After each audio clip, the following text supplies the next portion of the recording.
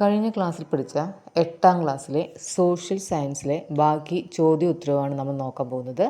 ഒന്നാമത്തെ ചോദ്യം, ബംഗാളിലുണ്ടായ ക്ഷാമം പരിഹരിക്കുന്നതിന് ഈസ്റ്റ് ഇന്ത്യ കമ്പനി യാതൊരു ശ്രമവും നടത്താത്തതിനെ തുടർന്ന് കർഷക കലാപത്തിന് ബ്രിട്ടീഷുകാർക്കെതിരെ സന്യാസിമാർ പോരാടിയതുകൊണ്ട് ഇതിനെ സന്യാസി കലാപം എന്നറിയപ്പെടുന്നു. ബ്രിട്ടീഷുകാർക്കെതിരെ സന്യാസിമാരോടൊപ്പം ഫക്കീർമാരും കലാപത്തിൽ അണിചേർന്നു. അതുകൊണ്ട് ഈ കലാപം സന്യാസി ഫക്കീർ കലാപം എന്നും അറിയപ്പെടുന്നു. സന്യാസി ഫക്കീർ കലാപത്തിന് നേതൃത്വം നൽകിയത് ഭവാനി പഥക്, മജ്നു ഷാ എന്നിവരായിരുന്നു. അപ്പം സന്യാസി ഫക്കീർ കലാപത്തിന് നേതൃത്വം നൽകിയ വ്യക്തികളാണ് ഭവാനി പഥക്കും മജ്നു ഷായും. ബ്രിട്ടീഷ് കൊളോണിയൽ ഭരണത്തിനെതിരെ നടന്ന ഏറ്റവും പ്രധാനപ്പെട്ട കാർഷിക കലാപമായിരുന്നു ബംഗാളിലെ നീലം കർഷക കലാപം. 1859 നീലം കർഷക കലാപം നടന്നത്. 1882 ബംഗാളി ഭാഷയിൽ ബങ്കിം ചന്ദ്ര ചാറ്റർജി രചിച്ച ആനന്ദമഠം എന്ന നോവലിൽ നിന്നാണ് നമ്മുടെ ദേശീയ ഗീതമായ വന്ദേ മാതരം എടുത്തിട്ടുള്ളത്. അപ്പം ആനന്ദമഠം എന്ന നോവലിൽ നിന്നാണ് ദേശീയ ഗീതമായ വന്ദേ മാതരം എടുത്തിട്ടുള്ളത്. അത് എഴുതിയത് ബങ്കിം ചന്ദ്ര ചാറ്റർജിയാണ്. ബംഗാളി ഭാഷയിലാണ്. ഇതിലെ കഥാപാത്രമായ ഭവാനന്ദൻ ആലപിക്കുന്ന ഗാനമാണ് വന്ദേ മാതരം. 19ാം നൂറ്റാണ്ടിൻ്റെ അവസാന ദശകത്തിൽ നടന്ന ഗോത്രവർഗ കലാപമാണ് ഉൽഗുലാൻ. ഉൽഗുലാൻ കലാപം മുണ്ട കലാപം എന്നും കൂടെ അറിയപ്പെടുന്നു. ജാർഖണ്ഡിലെ മുണ്ട ഗോത്രവിഭാഗങ്ങളുടെ ജനവാസ മേഖലകളിൽ ബ്രിട്ടീഷ് കൊളോണിയൽ ഭരണത്തെ തുടർന്ന് മുണ്ടാരാജ് സ്ഥാപിക്കാൻ ശ്രമിച്ച ബിർസ മുണ്ടയാണ് ഈ കലാപത്തിന് നേതൃത്വം നൽകിയത്. ബിർസ മുണ്ടയുടെ ജന്മദിനം നവംബർ 15. ബിർസ മുണ്ടയെ കേന്ദ്ര കഥാപാത്രമാക്കി ഇക്ബാൽ ദുരാനി രചിച്ച കൃതിയാണ് ഗാന്ധി സേ പഹലെ ഗാന്ധി. അപ്പം ബിർസ മുണ്ടയെ കേന്ദ്ര കഥാപാത്രമാക്കി ഇക്ബാൽ ദുരാനി രചിച്ച കൃതിയാണ് ഗാന്ധി സേ പഹലെ ഗാന്ധി. ബിർസ മുണ്ട കേന്ദ്ര കഥാപാത്രമാക്കി മഹാശ്വേത ദേവി രചിച്ച കൃതിയാണ് ആരണ്യർ അധികാർ.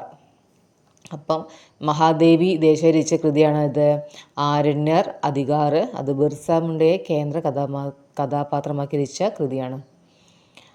തിരുനെൽവേലിയിലെ പാഞ്ചാലം കുറിച്ചിയിലെ പോളിഗറായിരുന്ന വീരപാണ്ഡ്യ കട്ടബൊമ്മനും ശിവഗംഗയിലെ പോളിഗർമാരായിരുന്ന മരുത് പാണ്ഡ്യനും സഹോദരന്മാരും ബ്രിട്ടീഷുകാർക്കെതിരെ പോരാടിയ സുപ്രധാന പങ്കുവഹിച്ചു.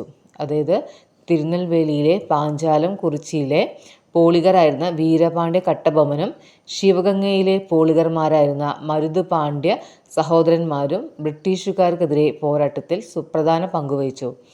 ഇന്ത്യയിൽ ബ്രിട്ടീഷുകാർക്കെതിരെ നടന്ന ആദ്യകാല സംഘടിത കലാപമായിരുന്നു 1721 ആറ്റിങ്ങൽ കലാപം. അപ്പം ഇന്ത്യയിൽ ബ്രിട്ടീഷുകാർക്കെതിരെ നടന്ന ആദ്യ സംഘടിത കലാപമാണ് ഇത് ആറ്റിങ്ങൽ കലാപം. 1721 ആറ്റിങ്ങൽ കലാപം നടക്കുന്നത്. കുരുമുളക് വ്യാപാരവുമായി ബന്ധപ്പെട്ടതും ആഭ്യന്തര ഭരണ വിഷയങ്ങളിൽ ഇടപെട്ടതും ജനങ്ങൾക്കിടയിൽ വർഗീയ വംശീയ വിദ്വേഷം വളർത്താൻ ശ്രമിച്ചതും ആണ് ആ കലാപത്തിന് കാരണം.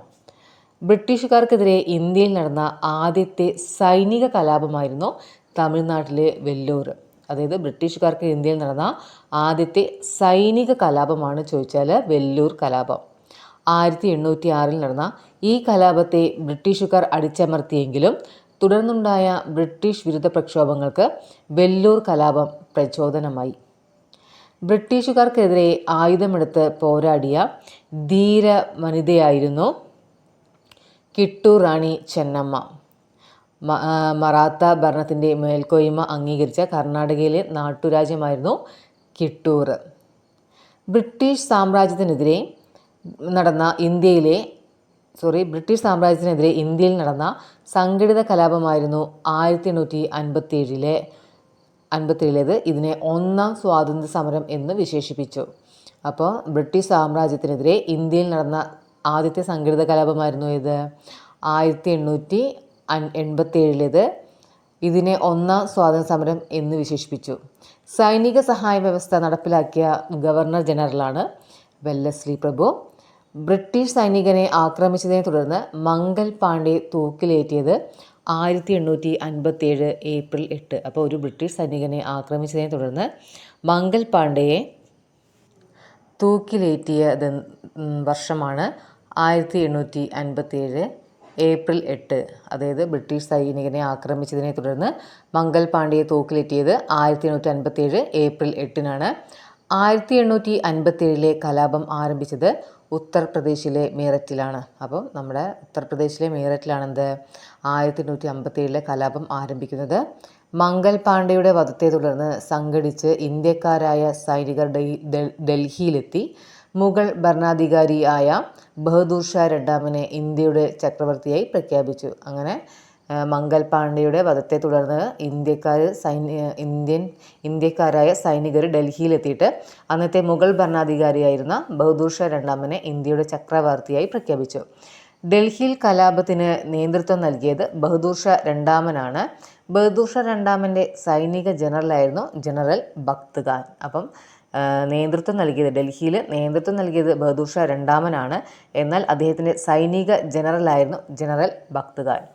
ഝാൻസിയിൽ കലാപത്തിന് നേതൃത്വം നൽകിയത് റാണി ലക്ഷ്മിബായി ആണ്. അപ്പോൾ ഝാൻസിയിൽ കലാപത്തിന് നേതൃത്വം നൽകിയത് റാണി ലക്ഷ്മിബായി. കാൺപൂരിൽ കലാപത്തിന് നേതൃത്വം നൽകിയത് നാനാ സാഹിബ് ആയിരുന്നു. നാനാ സാഹിബ് മറാത്ത ഭരണാധികാരിയായിരുന്നു. അപ്പോൾ കാൺപൂരിൽ നേതൃത്വം നൽകിയത് നാനാ സാഹിബ്. നാനാ സാഹിബിൻ്റെ സൈനിക തലവനായിരുന്നു താന്തിയോ തോപ്പി. ഗൊറില്ല യുദ്ധം പ്രയോഗിച്ച സൈനികനാണ് താന്തിയോ തോപ്പി. അപ്പം ഗറില്ല യുദ്ധം പ്രയോഗിച്ച സൈനികൻ താന്തിയോ തോപ്പിയാണ്. ലക്നൗ കലാപത്തിന് നേതൃത്വം നൽകിയത് അവധിലെ ഭരണാധികാരിയായിരുന്ന ബീഗം ഹസ്രത്ത് മഹലാണ്. അപ്പം ലക്നൗ കലാപത്തിന് നേതൃത്വം നൽകിയത് അവധിലെ ഭരണാധികാരിയായിരുന്ന ബീഗം ഹസ്രത്ത് മഹൽ. ബീഹാറിലെ ആരയിൽ കലാപത്തിന് നേതൃത്വം നൽകിയത് ജഗദീഷ്പൂർ കർഷക പ്രഭുവായിരുന്ന കൻവർ സിംഗ് ആണ്. അപ്പം ബീഹാറിലെ ആരയിൽ കലാപത്തിന് നേതൃത്വം നൽകിയത് കൻവർ സിംഗ് ആണ്. ഹോൾട്ട് മക്കൻസി ഗ്രാമത്തെ ഒരു യൂണിറ്റായി കണക്കാക്കി നികുതി പിരിക്കുകയും നികുതിയിൽ വീഴ്ച വരുത്തുന്ന ഗ്രാമത്തെ ബ്രിട്ടീഷ് ഇന്ത്യയോട് കൂട്ടിച്ചേർക്കുകയും ചെയ്തു. ഇനി ദീനബന്ധു മിത്ര രചിച്ച നാടകമാണ് നീൽ ദർപ്പൺ. അപ്പം നീൽ ദർപ്പൺ രചിച്ചതാരാണ്? ദീനബന്ധു മിത്രയാണ്. ഇന്ത്യയുടെ വന്ധ്യവയോധികൻ എന്നറിയപ്പെടുന്നത് ദാദാബായ് നവറോജി. ദാദാബായ് നവറോജിയുടെ പുസ്തകമാണ് poverty and un British rule in India. എന്താണ് poverty and un British rule in India? Bankim Chandra Chatterji, Rabindranath Tagore Bengali ഭാഷയിലെ സാഹിത്യകാരന്മാരാണ്. അപ്പം ബങ്കിം ചന്ദ്ര ചാറ്റർജിയും രവീന്ദ്രനാഥ് ടാഗോർ ബംഗാളി ഭാഷയിലെ സാഹിത്യകാരന്മാരാണ്. ലക്ഷ്മിനാഥ് ബസ്ബറുവ ആസാമീസ് സാഹിത്യകാരനാണ്. അതുപോലെ വിഷ്ണു ശാസ്ത്രി ചിപ്ലിങ്കർ മറാത്തി സാഹിത്യകാരനാണ്. അപ്പോൾ വിഷ്ണു ശാസ്ത്രി ചിപ്ലിങ്കറും മറാത്തി സാഹിത്യകാരനാണ്. അൽത്താഫ് ഹുസൈൻ ഹാലി ഉറുദു സാഹിത്യകാരനാണ്. ഇന്ത്യൻ പത്രപ്രവർത്തനത്തിന് തുടക്കം കുറിച്ചത് സാമൂഹ്യ പരിഷ്കർത്താവായ രാജാറാം മോഹൻ റോയ് ആണ്. അപ്പം ഇന്ത്യൻ പത്രപ്രവർത്തനത്തിന് തുടക്കം കുറിച്ചത് ആരാണ്? രാജാറാം മോഹൻ റോയ് ആണ്. അദ്ദേഹം ആരംഭിച്ച പത്രമാണ് ബംഗാളി ഭാഷയിലെ സംവാദ് കൗമുദിയും അതുപോലെ പേർഷ്യൻ ഭാഷയിലെ മിറാത്ത് ഉൾ അക്ബറും. അപ്പം സംവാദ് കൗമുദി ഏത് ഭാഷയിലാണ്? ബംഗാളി ഭാഷയിലാണ്. മിറാത്ത് ഉൾ അക്ബർ പേർഷ്യൻ ഭാഷയിലുമാണ്. അമൃതബസാർ പത്രിക, ദ ഹിന്ദു എന്നീ പത്രങ്ങൾ ഏതു ഭാഷയിലാണ്? ബംഗാളി ടൈംസ് ഓഫ് ഇന്ത്യ ഏതു ഭാഷയിലാണ്? ഇംഗ്ലീഷ്. അതായത് നമ്മുടെ അമൃതബസാർ പത്രിക, ദ ഹിന്ദു എന്നീ പത്രങ്ങൾ ബംഗാളി ഭാഷയിലും ടൈംസ് ഓഫ് ഇന്ത്യ ഇംഗ്ലീഷ് ഭാഷയിലുമാണ്. മാതൃഭൂമി, അൽ അമീൻ പത്രങ്ങൾ മലയാളം ഭാഷയിലാണ്.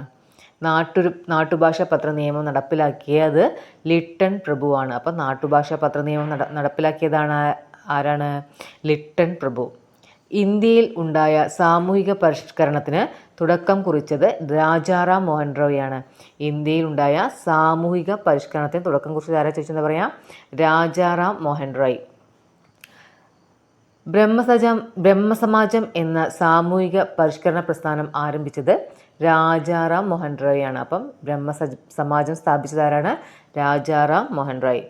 മഹാരാഷ്ട്രയിൽ താഴ്ന്ന ജാതികളിൽപ്പെട്ടവരുടെയും സ്ത്രീകളുടെയും അവകാശങ്ങൾക്കായി പോരാടിയ സാമൂഹിക പരിഷ്കർത്താവാണ് രാജാറാം മോഹൻ റോയ്. മഹാരാഷ്ട്രയിൽ താഴ്ന്ന ജാതിയിൽപ്പെട്ടവരുടെയും സ്ത്രീകളുടെയും അവകാശങ്ങൾക്ക് പോരാടിയ സാമൂഹിക പരിഷ്കർത്താവാണ് രാജാറാം മോഹൻ റോയ്.